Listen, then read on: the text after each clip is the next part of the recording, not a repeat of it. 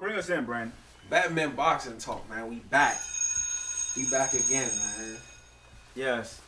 All right, now what we want to tackle today is there is still a lot of goings on about this franchise belt and whether it's good for boxing, whether it's not, whether, you know, because somebody avoids their mandatory when they avoid them anyway, whether, you know, it's a duck title or it's not. And to be honest, and I'm going to let Brandon talk about this, but to be honest, the damn title just came out. Right. And everybody has an opinion and think what it's going to do instead of waiting to see what it does do. And a lot of people, which Brandon will explain, probably don't know what even the hell it does. Right.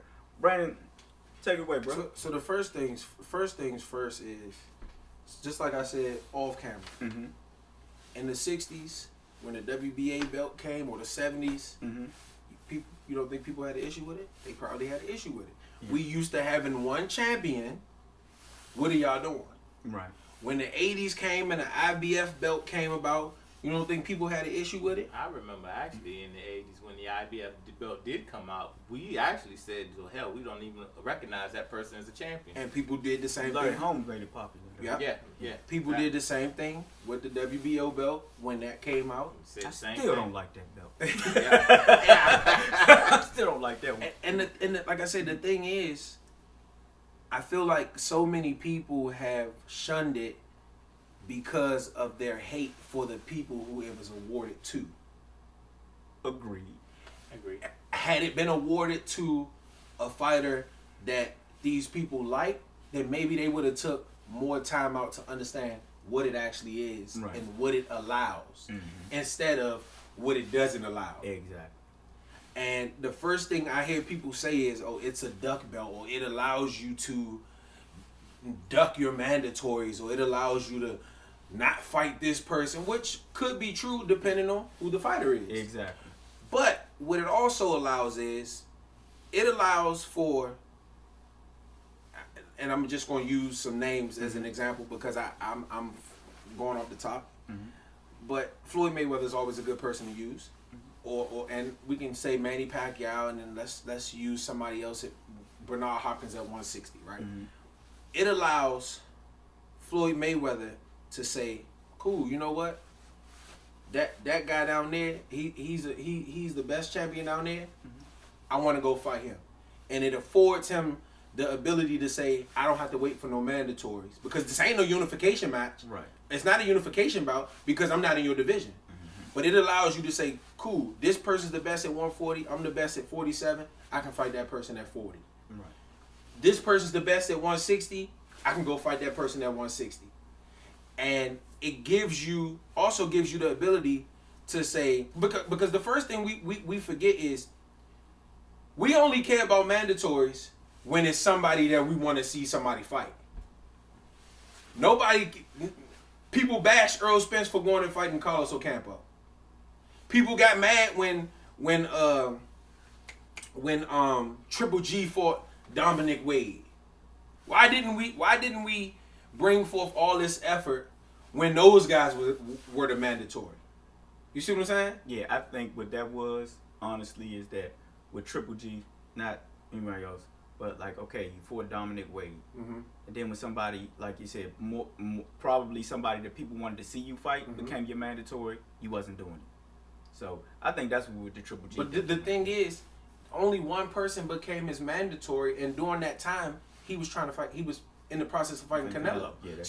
How is he ducking that mandatory when this fight is so big of a fight and a better fight at the time? Yeah, I agree with that. I totally agree. I mean, if I'm just going to use a name, if Charlo became his mandatory, and, you know, after, say, Dominic Wade, right, and people were like this, okay, you fought Dominic Wade, who's a nobody, we never heard of him, why you ain't fighting Charlo? Right. But I'm in negotiations, right, to get like $20 million or $15 million to fight Canelo Alvarez, and I don't really have to fight him right now. Right. You know what I'm saying?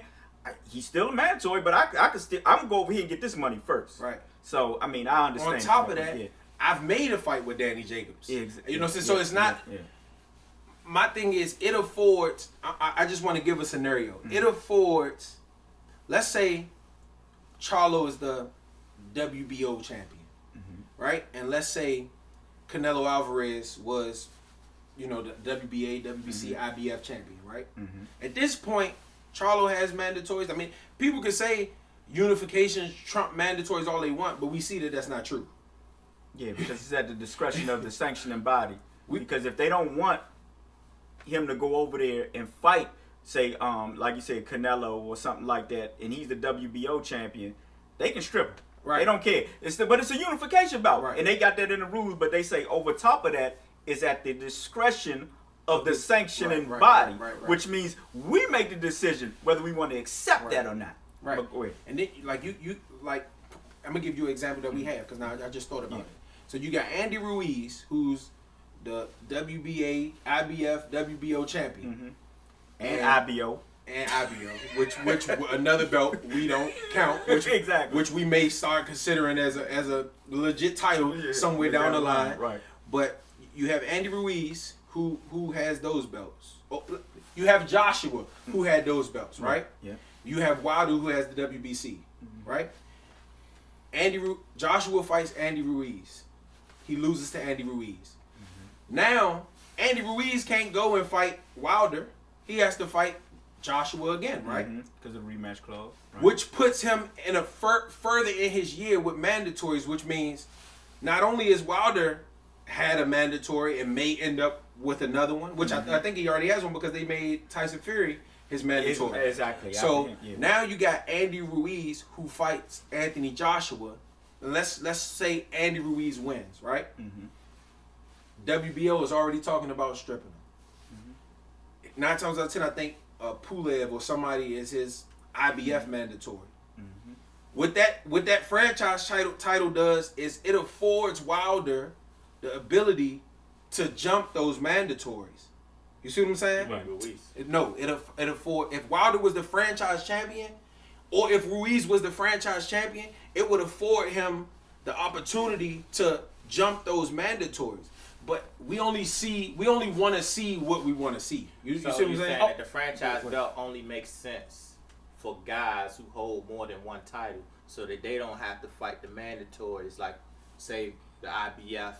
Right. That's why it was afforded to Canelo, because Charlo was his mandatory and had been waiting, but then the IBF brought on the Sergey Devenchenko stuff. Meanwhile, he trying to make a fight with Demetrius Andrade. You see what I'm saying? Yeah. So the WBC is like, okay, well, what can we do? Okay, we'll make Charlo the regular champion. We'll elevate Canelo to franchise champion. That way, he can make these fights that we want to see.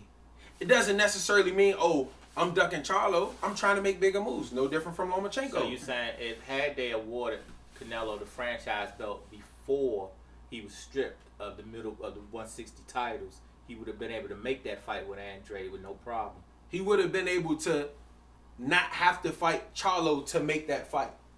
They wouldn't have had to compensate Charlo with a belt to be able to make that fight. Exactly. You see what I'm saying? Right. So now we in a bind because it's like, oh shit, I gotta fight Charlo, but I'm trying to be undisputed. But now the IBF trying to take the IBF title from me. So it would have afforded those opportunities so that you don't have to wait. Another example, you have Lomachenko, who's the I think WBO, WBA, and WBC, right?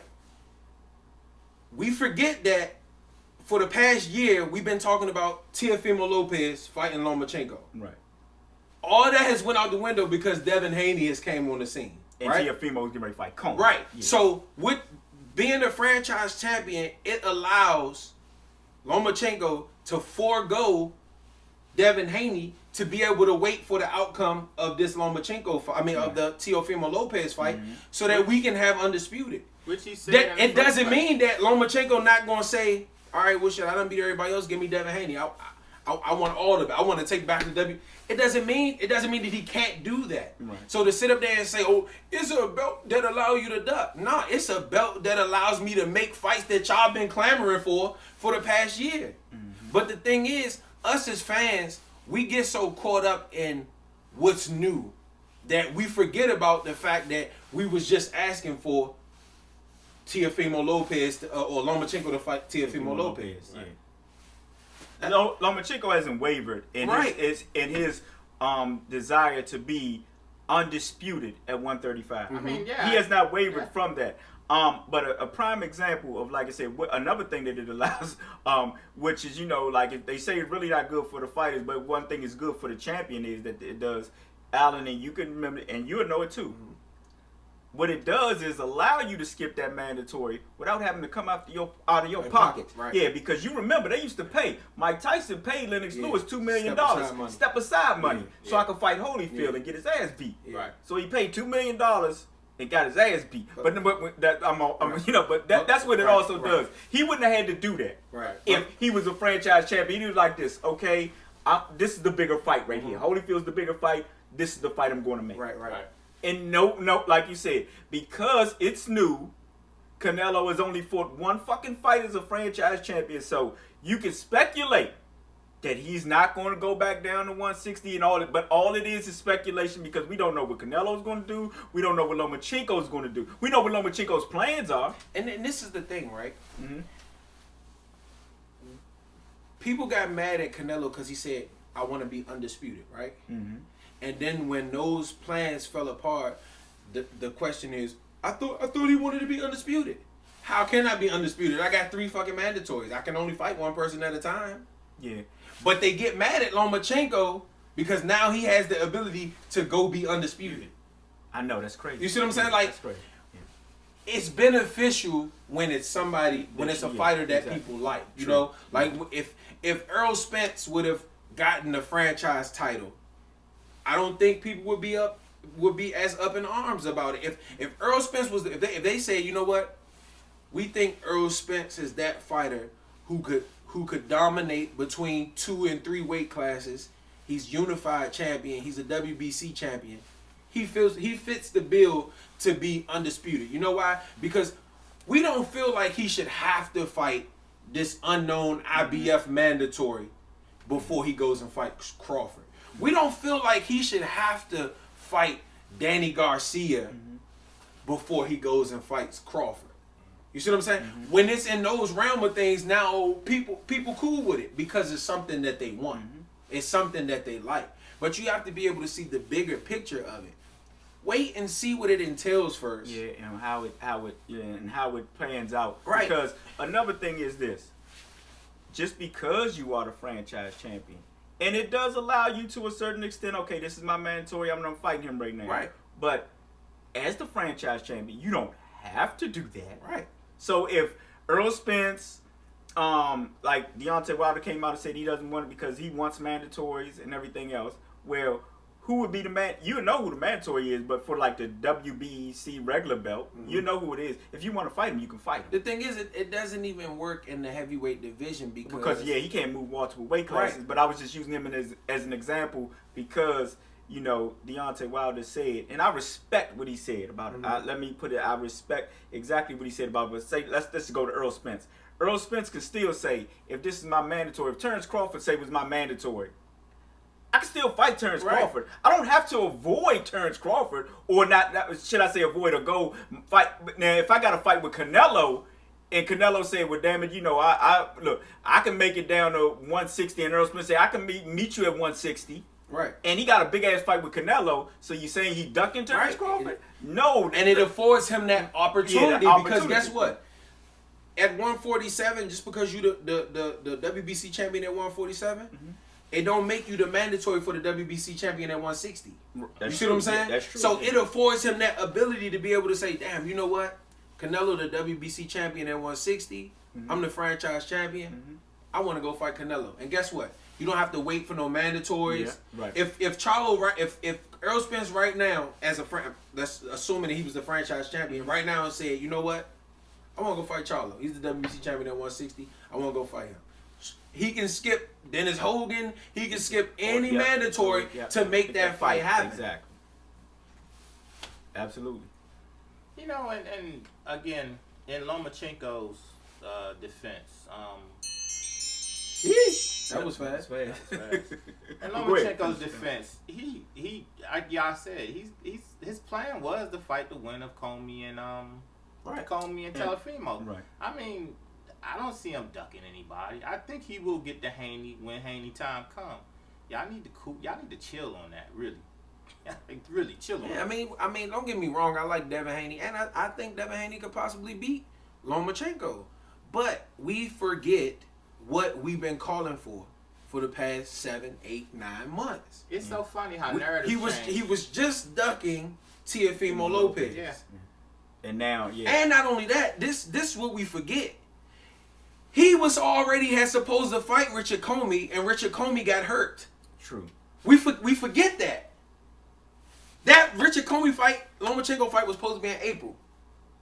Comey got hurt and pulled out.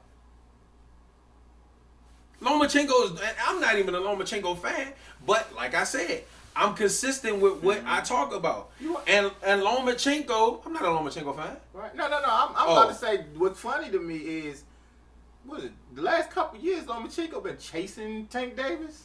Tank Davis move up to 35. Lomachenko gets the franchise belt, and all of a sudden I hear he ducking to Tank Davis now.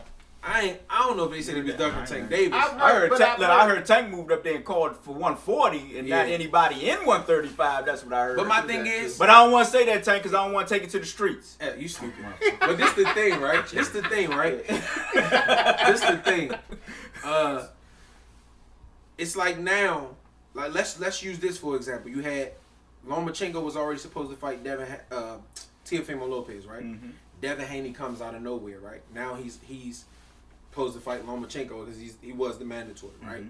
So now that's equivalent to us saying, oh well, Devin Haney, he need to fight Tank. For what? Tank just moved to the division. We can't jump and hop around. Like, should he fight Lomachenko or should he fight Tank? Mm-hmm. Well, yeah, but being that Lomachenko's busy, he has said, okay, well, why not fight Tank?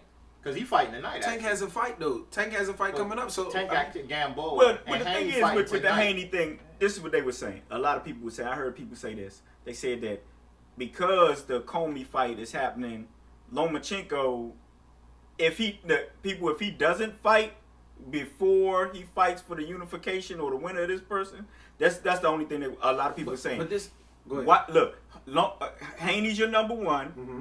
If you sit there and go fight some nobody we don't know in the same division, instead of fighting Haney and you the franchise champion, before you fight the winner, then they don't. Okay, so now let me ask you this. Okay. He got how long before he has to fight a mandatory?